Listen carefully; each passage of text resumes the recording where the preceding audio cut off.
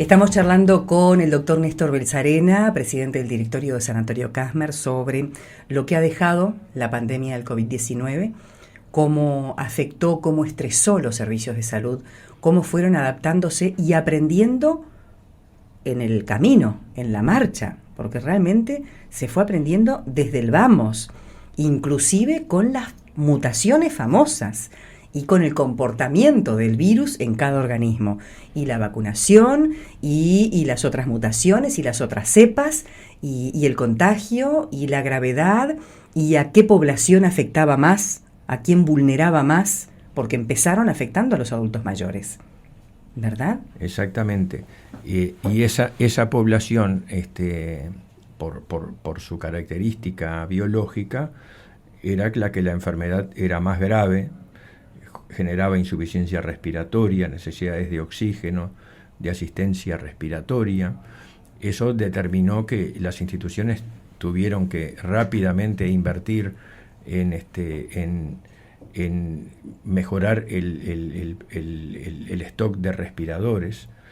Y ahí te acuerdas lo que pasó. No habían respiradores para vender, porque el Uruguay no estaba solo en el mundo. Esto ocurría en todo el mundo y al mismo tiempo. Entonces, teniendo el dinero para comprar, no habían respiradores para vender. Llegó un momento en que no hubo mascarillas Exactamente. para vender. Y ahí empezamos a crear y elaborar nuestras propias mascarillas con tela. Exactamente. Fue impresionante cómo colapsó todo. El estrés que había, digamos, era muy grande. Y a nivel del si vamos personal, a ponerle un poco de oxígeno a la mañana, acordémonos cuando empezó la pandemia, que teníamos que estar todos en nuestra burbuja, todos encerrados, que el papel higiénico no había, la gente se enloqueció con el papel higiénico y limpiaron el stock de papel higiénico en los supermercados.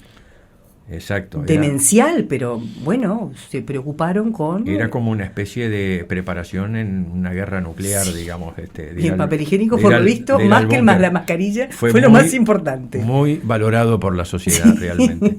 Pero no me olvido, no sé si Julio se acuerda, si usted se acuerda, doctor, pero el papel higiénico fue cruel. Sí.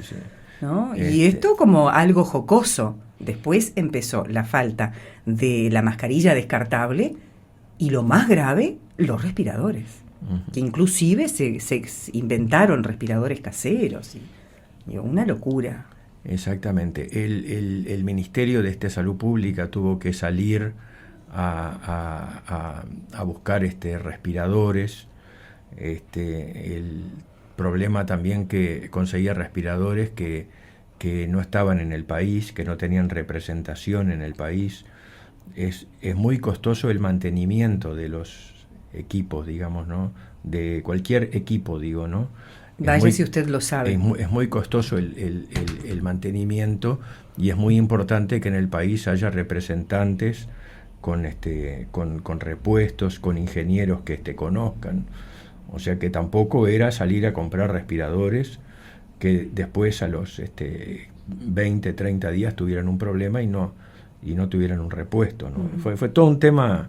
El problema logístico complejo, fue otro de los problemas graves. Y otro problema que te quiero decir que también hubo es con el tema de el personal, que pese a todos los cuidados se iba enfermando. Y iba sobrecargando a los otros que se mantenían en salud. Entonces, el que se mantenía tenía que a veces cubrir su turno y otro turno, y a veces otro turno más. Entonces, realmente eso generaba mucha, no solamente fatiga, sino una situación, digamos, de angustia muy grande que había, digamos, en ese momento. Nunca se sabía el que venía a hacer un turno, si iba a cumplir solo con su turno, quiénes iban a poder venir o no. Y a veces decían, bueno, en tal turno hay que eran de 6 personas, hay 3 que no vienen porque están con COVID. Y era aquel reposo y aquel resguardo de 15 días. El problema que hubo también en aquel momento, porque no se conocía mucho, era el tema de la cuarentena de los contactos con un COVID. Eso fue un tema que fue terrible para el sistema de salud. Fue terrible porque no iban a trabajar personas que no tenían ningún síntoma, pero que por haber tenido un contacto tenían que tener. Entonces fue un círculo, digamos, muy complejo, que digamos afectó a muchos sectores, no solo a la salud, ¿no? A todos y todos los sectores, ¿a dónde repercutían? En el bolsillo. Exactamente. Porque no trabajás, no producís, no generás, no pagás cuentas. Esto fue también un golpe bajo, un golpe bajo no solo para nosotros, ¿no? País pequeñito, que se controla mejor que un gigante como Brasil. Sí. Brasil en ese sentido fue, me hago cargo, desprolijo en cómo encarar el tema de la pandemia, ¿no? Hubo consecuencias nefastas con esa desprolijidad. Sí, hubo diferencias notorias en relación a lo que fueron cómo encararon los criterios. Exacto, los criterios. Sí. Aquí Uruguay se destaca que todo el equipo del Poder Ejecutivo con el GACH trabajaron en conjunto. Bueno, yo esto no sé, asesorame y decime cuál es el mejor camino. Hubo humildad en ese sentido, ¿no? Sí. Yo creo que el mando que estuvo en el Ministerio de Salud Pública y con un Poder Ejecutivo unido, exacto, con un asesorado técnicamente por el GACH, o sea, creo que le dio mucha solidez y digamos y el país también, digamos, la sociedad como que escuchó respondió a ese compromiso, ¿no? Escuchó y adhirió, digamos. Entonces creo que fue digamos algo que nuestro país en ese sentido fue bastante diferente a otras situaciones que conocimos por los medios, ¿no? ¿Cómo reaccionó el cuerpo médico, el equipo de salud, cuando tuvieron que implementar otra estrategia? Porque hablamos del uso del tapabocas, de los protocolos, de ponerme la túnica, la sobretúnica, los zapatos, los guantes, etcétera. Con las consultas por teléfono. Porque esto también fue algo innovador. Bueno, las consultas por teléfono... ¿Y qué? Siguen. Sí. No se eliminaron. Sí, pero siguen por otra razón. Bien. Siguen por otra razón. Bien. Pero en aquel momento que se quería... la estrategia era que hubiera el menor contacto entre personas. Poco era esa la gran estrategia de este país. Y a nivel del sector salud, también para el cuidado de los recursos de la salud, que tuvieran el contacto imprescindible con personas. Entonces, en ese sentido, se implementó la consulta telefónica. La consulta telefónica que realmente nos dejó un sabor, lo digo como médico, agridulce. Por un lado, y te voy a decir la verdad, hubieron médicos que no adhirieron a la consulta telefónica, que dijeron: yo sigo haciendo consulta presencial, me pongo 3 tapabocas y lo que sea. Y otros sí, pero no muy convencidos. No muy convencidos. Y otros que sí, pero ni llamaban por teléfono. Hubo realmente de todo hubo ahí. Y otros encantados de la vida. De todo, ¿viste? Los menos. Mira, yo en lo personal siempre cuestioné, digamos, la atención telefónica como, digamos, un sustitutivo de la consulta. Lo puedo intentar para determinadas circunstancias muy especiales, como por ejemplo la repetición de un medicamento de una persona conocida, yo qué sé. Pero a nosotros nos enseñaron que en lo que es la consulta médica consta de 2 partes, que es la anamnesis, que es el interrogatorio, es interiorizarse por qué siente la persona, qué no siente, si le duele, dónde le duele, si se fatiga, cómo se fatiga. Y después está el examen físico. Que no se puede que yo sustituir. soy cardiólogo, yo tengo que usar el estetoscopio y ponerlo en lugares para escuchar si el ritmo cardíaco es regular, si no es regular, si hay un soplo, si no hay un soplo, si hay taquicardia, si hay bradicardia, o sea, eso por teléfono no se puede hacer. Y te lo llevo a un dermatólogo que tiene que examinar la piel, a un oftalmólogo, y puedo seguir, digamos, y entonces la consulta telefónica fue un mal necesario en ese momento. ¿Tá? ¿Pero ayudó o tranquilizó a las fieras? Mira, me consideraba una fiera, creo que todos nosotros, ¿no? Yo creo que en ese entonces ayudó a proteger a los médicos, o sea, por tener menos contacto con personas, claro. Eso no cabe duda. Pero fue, digamos, en detrimento de la calidad de la asistencia. Eso no me cabe ninguna duda también. Pero en ese momento habían cosas, habían precios a pagar por todo lo que estaba ocurriendo. No estábamos en algo normal. Entonces, así como se suspendió la coordinación quirúrgica, así como que son cosas que en una época normal son impensables, en ese momento, bueno, hubo que hacer eso. ¿Qué pasó con aquellos usuarios, aquellos consultantes que ya tenían sus nanas delicadas y que requerían asistencia siempre? Se vio disminuida por ejemplo, pacientes oncológicos, me ocurre en este momento. Ahí, no se vio nunca afectado. Mira, por ejemplo, los oncólogos de Kastmer mantuvieron la consulta presencial.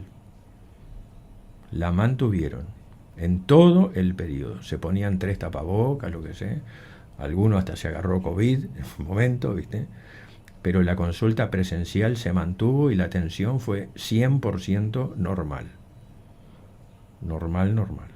Y con el tema del CTI, que sabemos nosotros, ¿no?, que se desbordó todo el número de camas, el número de trabajadores dedicados a ello.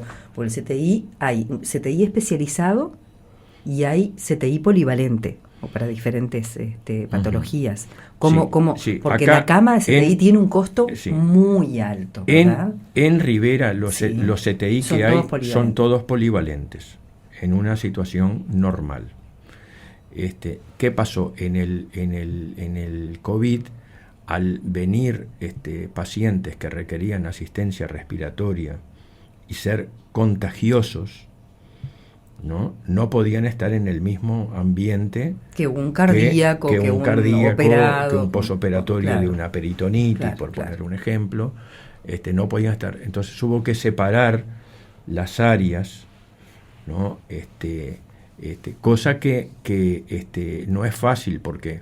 ¿Quién ayudó a Kastmer? ¿Infectólogos ayudaron? ¿Intensivistas ayudaron? Porque todo también requiere una logística, una planificación, cierta urgencia. Acá esto en Kastmer fue conducido por un comité de emergencia que se creó a esos efectos, donde estaban directivos, dirección técnica, intensivistas, el referente en medicina en el piso sanatorial, o sea, había un comando, digamos. Queda claro que no fue una decisión antojadiza, hacemos esto y esto. Exactamente, no, había un comando. Después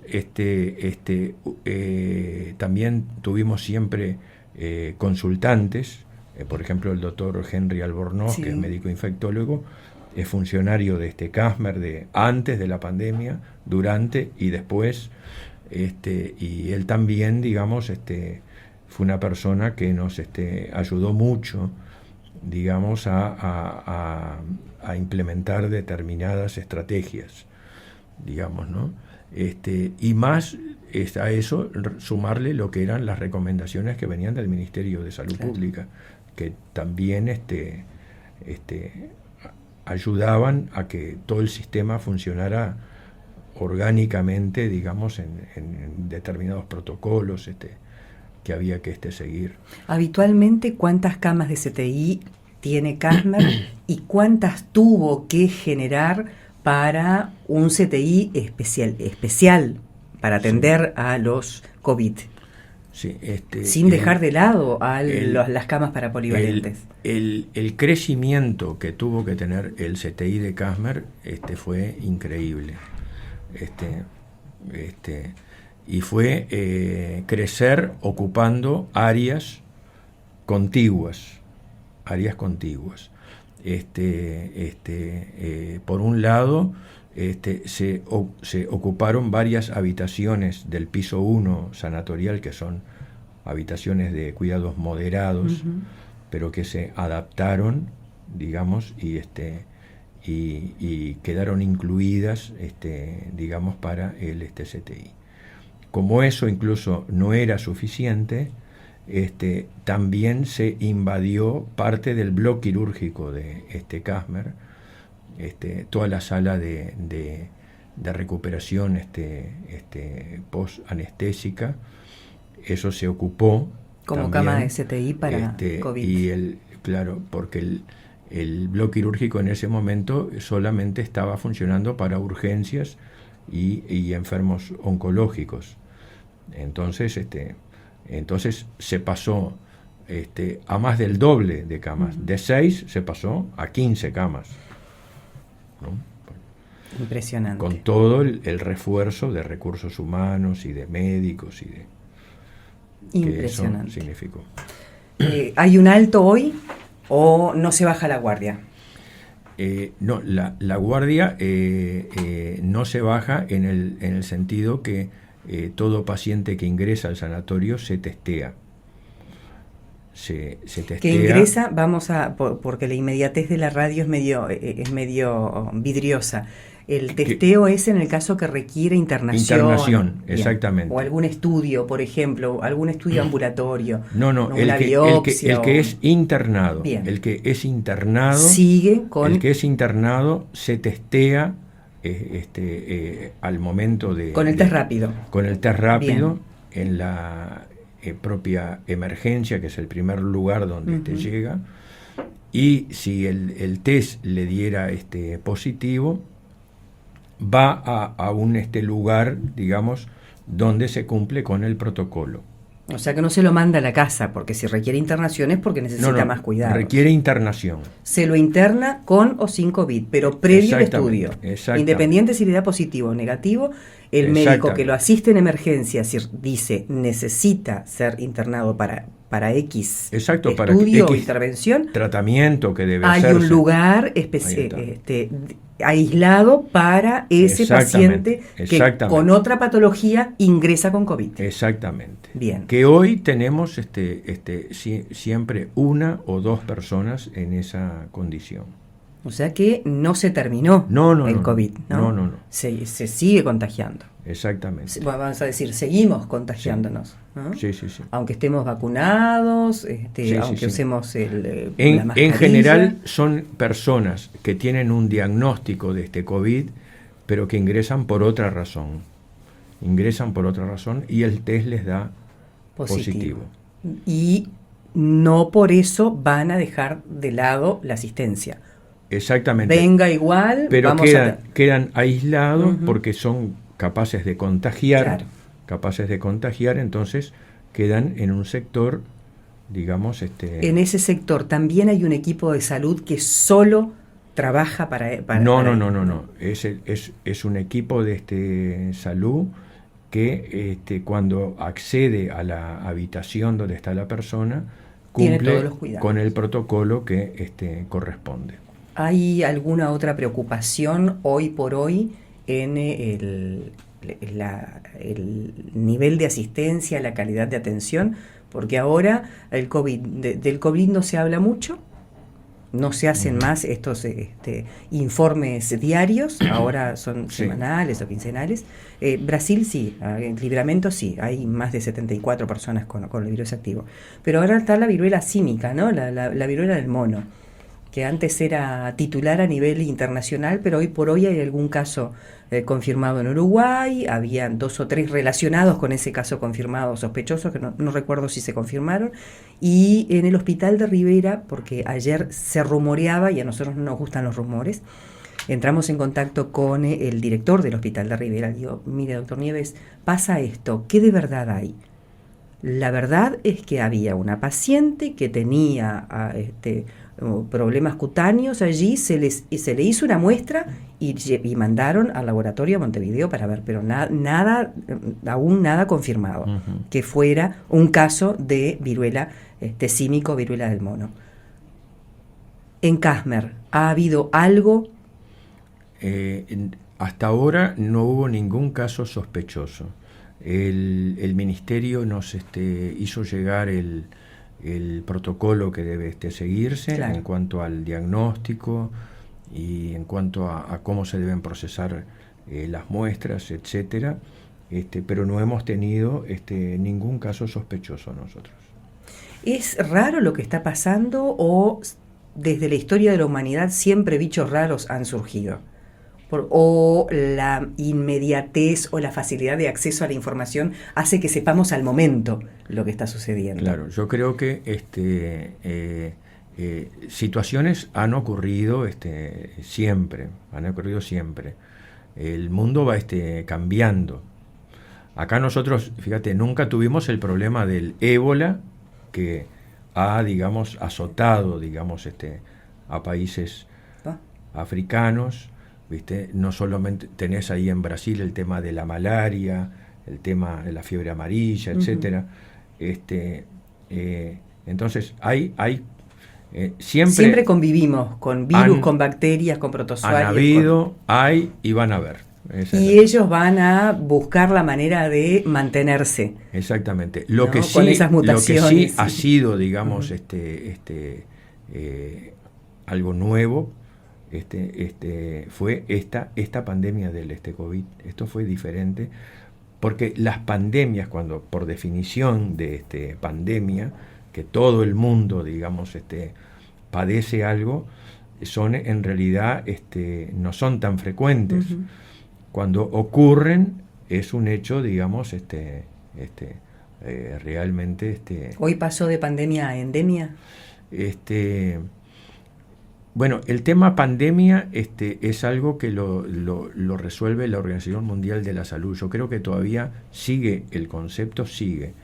En nuestro país es cierto que se ha atenuado notoriamente lo que es la repercusión en el sistema de salud, en el sistema educativo, en lo que es la economía del país. Como que estamos conquistando, claro, la normalidad. Exacto. La nueva normalidad, como se decía. Sí. Doctor Beltzarena, muchísimas gracias por estos minutos. En un próximo reencuentro hablamos de proyectos, de cosas lindas, positivas y que van favoreciendo a los usuarios de Sanatorio Casmer. Perfecto, que por suerte son muchas también. Sí, vamos a dedicar un programa entero. Encantado, entonces. Igualmente, con mucho gusto. Igualmente. Vamos a cumplir con los amigos exclusivos de Buenos Días Salud y volvemos enseguida.